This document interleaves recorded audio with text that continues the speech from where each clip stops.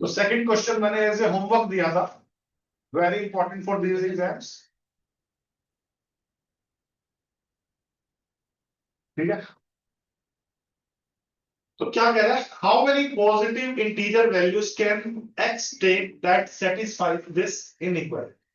अब इनइक्वालिटी तो बहुत बड़ी है, तो याद करो हम वेरी कम मेथड लगाएंगे, लेकिन कुछ पैटर्न्स को भी पकड़ेंगे, क्योंकि इतना बड़ा क्वेश्चन तो वैसे तो हो नहीं पाएगा। जब बहुत बड़े बड़े क्वेश्चन आए ना, ये समझ लेना कोई पैटर्न बन रहा है, कोई पैटर्न ढूंढना पड़ता है किसी ना किसी तरह का, जो एक पर्टिकुलर बात बार बार आ रही हो। चलो देखते हैं, पहले तो रूट्स को प्लॉट करते हैं। इस x माइनस एट की वजह से नंबर लाइन पे क्या आएगा, 8 इक्वल क्रिटिकल पॉइंट्स वो क्या बोलते हैं बच्चों, क्रिटिकल पॉइंट। क्रिटिकल है ना, उसके बाद चेंज होती है वैल्यू, प्लस आएगी या माइनस आएगी, इसलिए वो हमारे लिए बड़े क्रिटिकल पॉइंट्स है। 8 फिर क्या, 10 फिर 12, इस तरह से आप गैप देख लो, 2 2 का फिर पक्का 14 भी होगा, है ना।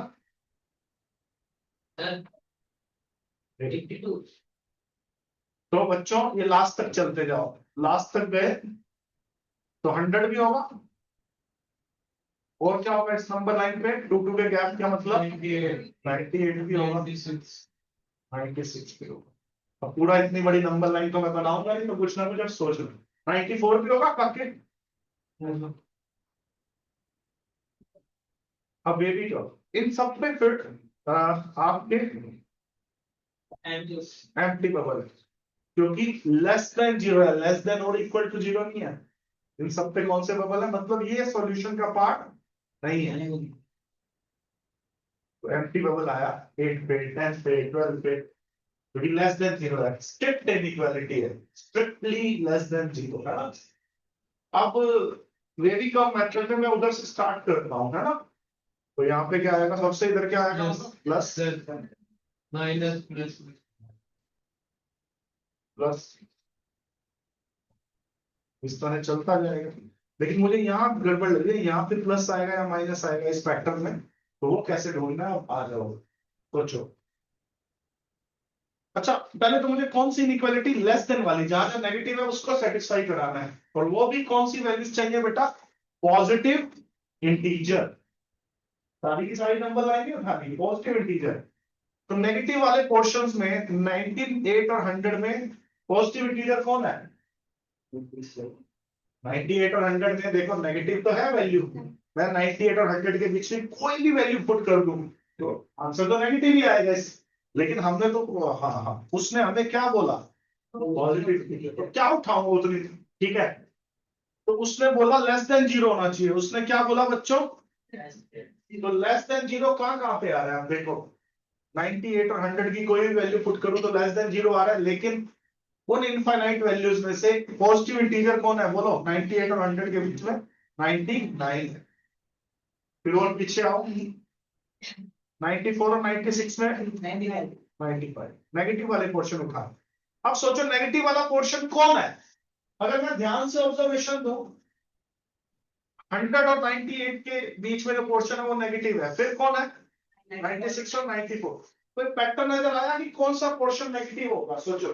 जैसे 100 4 से डिवाइड होता है कंप्लीटली, है ना। तो 100 पे जब मैं खड़ा हूं, 100 पे जैसे आप सामने से देखो, तो 100 पे मैं जब मैं खड़ा हूं, तो 100 की दो साइड है, एक इधर, जब नंबर कम हो रहा है उस डायरेक्शन में जाऊं, जब मैं 100 से 98 पे गया तो वो वाला पोर्शन नेगेटिव है, 100 4 से डिवाइड हो रहा है। फिर सोचो 96 पे 4 से डिवाइड हो रहा है, कम की तरफ गया मतलब 94 पे गया जो, तो वो वाला पोर्शन नेगेटिव है, आप समझ गए। 4 की वैल्यू वाला नंबर का वो, तो लेफ्ट वाला और इधर राइट है, तो ऐसे देख रहा हूं नंबर को, तो लेफ्ट वाला पोर्शन 4 के डिवीजन से जो मल्टीपल है उससे लेफ्ट वाला पोर्शन नेगेटिव है, लेफ्ट वाला ब्लो नेगेटिव है। तो अब बताओ 14 से इधर वाला होगा या 12 से इधर वाला होगा, सोचो 12 से इधर वाला, मतलब एक मेरा आंसर कहां छुपा हुआ है, 12 और 10 के बीच में। 12 और 10 के बीच में कौन सा है, 11 भी आएगा इस पैटर्न में, क्या बात है बच्चों, मजा आ गया। अच्छा, थोड़ा और सोचते हैं, 95 के बाद 99 के बाद क्या आया था 95, तो 4 के गैप पे आया, तो उससे पिछला और कौन होगा 91 होगा, बहुत बढ़िया। उससे और पिछला कौन होगा? 87। ठीक है, और 12 और 10 के बीच में कौन होगा? 11। अभी मैं 8 के पीछे वाली बात नहीं बता रहा, वो बाद में बताता हूँ, वो बाद में हम करेंगे काउंट, चिंता मत करो। पहले मुझे ये बताओ, एक पैटर्न चल रहा है 4-4 के गैप पे, 11 के बाद क्या आएगा? शाबाश बोलो। 15। 15। बहुत बढ़िया। ऐसे चलते चलते चलते ये पूरा एफपी बन गया, 4-4 के गैप पे ही तो था ना। ठीक है, 11, 15, चलते गए 87, 91, 95, 99। ठीक है, थोड़ी पेशेंस चाहिए इन क्वेश्चन। ये कितने नंबर है? 80 की नंबर ऑफ टर्म्स निकालनी है, या तो 10 का तरीका लगा लो, ये एन टर्म मान लो आप 99, first term 11, a plus n minus 1 into D, common difference को 99 के इक्वल रख के आपकी n आ जाएगी। लेकिन मैंने आपको एक ट्रिक बताई है, नंबर ऑफ टर्म्स की ट्रिक क्या होती है बोलो? कैपिटल डी, कैपिटल डी कितना है? बड़े से बड़ा डिफरेंस 11 और 99 का 88, and what about common difference 4? तो ये तो 23 टर्म्स है, ये 23 पॉजिटिव इंटीजर्स हैं। क्या यही हमारा आंसर है, कुछ और सोचना पड़ेगा? हाँ, बेटा अब नेगेटिव वाला पोर्शन कौन सा है? 4 का मल्टीपल 8। ठीक है, इसके लेफ्ट वाला फ्लो पूरा ही, क्योंकि उसके बाद तो कोई और नंबर ही अवेलेबल नहीं है। तो 8 से लेके 0 तक कितने पॉजिटिव इंटीजर है? 8 खुद नहीं है, आंसर का पार्ट है, तो 7 भी आएगा। और कौन आएगा बच्चों? 6 भी आएगा। और कौन आएगा? 5 भी आएगा। और कौन आएगा? 4, 3, 2, 1। ये 7 नंबर और भी तो है। 0 पॉजिटिव इंटीजर नहीं होता, 0 पॉजिटिव इंटीजर, 0 नाइदर पॉजिटिव, लेकिन इसने भी बोला, क्या बोला? Positive integer. तो 7 आंसर वो भी है, समझ गया? तो 23 और 7 कितना हुआ? तो ऐसी छोटी छोटी गलतियां होती है। 23 भी ऑप्शन में दिखेगा आपको, ठीक है, कहीं हम 24 में दिखा देंगे एक आधा ऑप्शन, हम जल्दी जल्दी लगाएंगे। और 23-24 तब दिखेगा जब आप इतना बड़ा सोच पाओगे।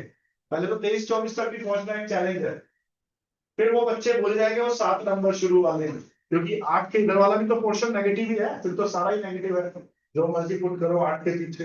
लेकिन मुझे देखना क्या है? सिर्फ पॉजिटिव इंटीजर्स। ठीक है, और एक क्वेश्चन थोड़ा सा बदल देता, हाउ मेनी, मैं मेरी बात को थोड़ा बदल देता question, how many non negative integers, क्या बोल देता? How many non positive. तो फिर क्या आंसर होता? शाबाश, 30। 30 तो अभी भी है भाई, 30 एक एक्स्ट्रा जीरो भी तो ले लेते ना, फिर आंसर क्या होता? लेकिन अभी क्या आंसर है? 31 कब होता? जब इस क्वेश्चन को मैं क्या लिख देते पॉजिटिव इंटीजर की जगह? Non negative. जीरो भी आंसर का बात, तो हल्के फुल्के चेंजेस। अब ये मत समझना सेम क्वेश्चन आएंगे 11th 12th में, सेम आ ही नहीं सकते, कॉम्पिटिटिव कंसेप्ट सेम आ सकते हैं, क्वेश्चन तो बहुत ज्यादा बदलते हैं। ठीक है, तो खूब प्रैक्टिस आपको करनी पड़ती है।